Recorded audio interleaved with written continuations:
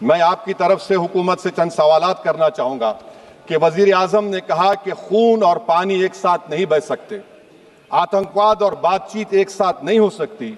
तो मेरा सवाल आपके जरिए से वजीर आजम और हुकूमत से यह है, फिर जिन इंसानों को बैसारा की वादी में मारा गया था, क्या आपका ज़मीर इस बात की इजाज़त देता है कि आप ट्रेड बंद कर दिए, पाकिस्तान का एयरक्राफ्ट हमारे एयर स्पेस में नहीं आ सकता, उनकी कश्ती हमारे पानी में नहीं आ सकती, ट्रेड खत्म हो चुका है डायरेक्ट इनडायरेक्टेड, आपका ज़मीर जिंदा क्यों नहीं है? किस सूरत से आप पाकिस्तान से क्रिकेट मैच खेलेंगे जब हम पानी नहीं दे रहे हैं? 80% पानी पाकिस्तान का हम रोक रहे हैं, ये कहकर के पानी और खून नहीं बहेगा, आप क्रिकेट मैच खेलेंगे? मैडम, मेरा ज़मीर तो गवारा नहीं करता कि मैं उस मैच को देखूंगा। क्या इस हुकूमत में इतनी हिम्मत है कि उन 25 मरने वालों को फोन करके कहे कि देखो हमने ऑपरेशन सिंदूर में बदला ले लिया, अब तुम पाकिस्तान का मैच देखो? बड़ी अफसोस की बात है मैडम, अकाउंटेबिलिटी किस पर है? पहलगाम किसने किया? 7.5 लाख हमारी फौज और सेंट्रल पैरामिलिट्री फोर्स है, ये कहां से 4 चूहे घुसकर हमारे भारत के नागरिक को मारे? अकाउंटेबिलिटी किस पर फिक्स होगी?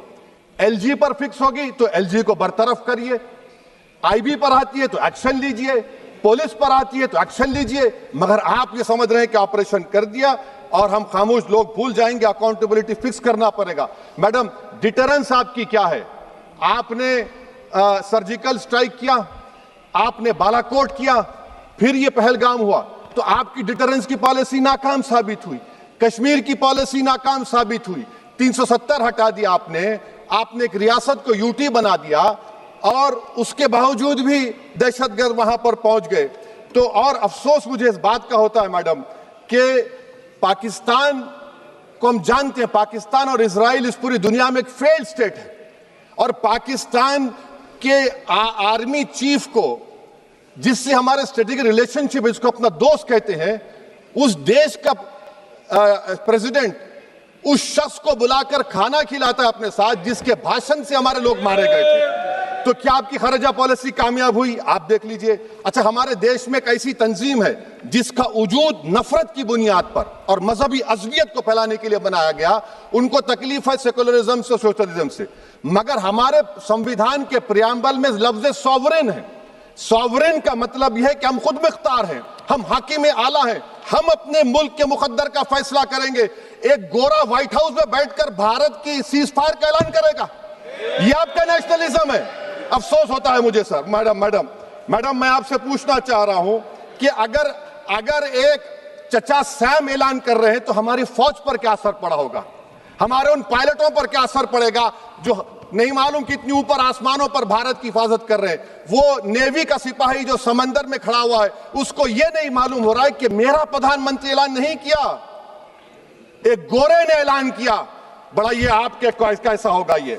मैडम, मेरा सवाल हुकूमत से यह भी है कि हम कोई एडवर्सेरियल कंट्री नहीं है अमेरिका के लिए, हम दोस्त हैं, स्ट्रेटेजिक रिलेशनशिप है, क्या क्या एग्रीमेंट हमने साइन नहीं किया, तो क्या ये दोस्ती निभा रहे हैं?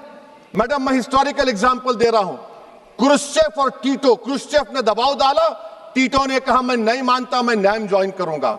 मैडम, फ्रांस और यूएसए, डिगोल को जब यूएसए ने दबाव डाला तो डिगोल ने कहा कि तुम दोस्त हो मगर हमारी खारिजा पॉलिसी आजाद ना है।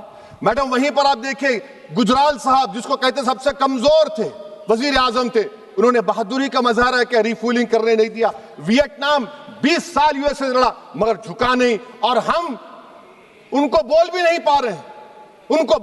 पा रहे, हम तो कोई दुश्मन मुल्क तो नहीं है अमेरिका के, ये आपको समझने की जरूरत है। और मैडम, यहां पर वजीर खारजा ने कहा वो चीन गए, डिप्टी चीफ ऑफ स्टाफ ने कहा कि चीन के इक्विपमेंट एक लाइव लैब था हमारे उनके लिए। क्या आपने कहा चीन को कि तुमने क्यों दिया पाकिस्तान को हथियार? आप नहीं कहे। और मैडम, आप जानते हैं कि रक्षा मंत्री ने कहा कि स्विफ्ट एंड प्रोपोर्शनेट, तो फिर जो इंडोनेशिया मिलिट्री अटैचे ने कहा कि हमको कहा गया मत मारो, हम सेल्फ डिफेंस में भी नहीं मार सकते थे पाकिस्तान को। और अगर आप ट्रंप के बयान को गलत कह रहे हैं कि 5 एयरक्राफ्ट नहीं गिरे, मैं यकीन करता हूं आपकी बात का, आप हमारे पायलट्स को कमेंट करिए ना, हमारे पायलट्स को कमेंट करिए कि हम अपने पायलट्स की तारीफ करते हैं, आप वो भी नहीं करना चाहते। मैं हुकूमत से जानना चाहता हूं मैडम कि क्या फ्रांस ने हमको सोर्स कोड नहीं दिया जिसकी वजह से हमारे एयरक्राफ्ट को क्या नुकसान हुआ? अब मुस्तकबिल में आप हथियार खरीदेंगे तो क्या आप सोर्स कोड हासिल करेंगे? और मैडम, मैं आपको बताना चाह रहा हूं, मेरे सवाल का जवाब हुकूमत दे। हमारे पास सैंक्शन जो स्क्वाड्रन है 42 है, 60 साल के बाद सिर्फ 29 काम कर रहे हैं। पाकिस्तान के पास 25 हैं, चीन के पास 50 से ज्यादा हैं। 11 साल से आप सरकार में हैं, सबमरीन नहीं है, थर्ड एयरक्राफ्ट कैरियर कहां पर है आप बताइए। और मैडम, FATF में लाना पड़ेगा आपको। अगर आप विश्व गुरु हैं तो हम आपको चैलेंज कर रहे हैं, आप G7 के कंट्रीज को, GCC को और चचा सैम को राजी कराइए कि पाकिस्तान को, मैडम खत्म कर रहा हूं, FATF में दोबारा लाया जाए। मैडम, ऑल पार्टी मीटिंग हुई, देखिए कितना कॉन्ट्रडिक्शन है केंद्र सरकार में और स्टेट सरकार में।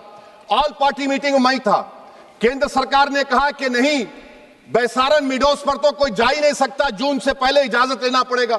बाद में हमको मालूम हुआ कि साल भर खुला रहता मिडोस सिवाय बारिश और स्नो के। ये कॉन्ट्रडिक्शन है केंद्र सरकार में। वहां पे मैं हुकूमत से मुतालबा करता हूं मैडम आपके जरिए से कि कौमी सिक्योरिटी को, नेशनल सिक्योरिटी को, खारिजा पॉलिसी को, फॉरेन पॉलिसी को राजनीति का मुद्दा मत बनाइए, राजनीति का मुद्दा मत बनाइए। ये हमारे मुल्क में मुफाद होगा, हमारे मुल्क के इत्तेहाद और एकजुटती को आप एक वोट का जरिया मत बनाइए। और मैं एक आखिरी बात पूछ रहा हूं मैडम, क्या चीन ने हमसे कहा था कि सीज फायर कर लो? और कैसे पाकिस्तान ने हमारे पायलट्स की बातों को सुना कि हमारा कम्युनिकेशन एनक्रिप्ट नहीं है?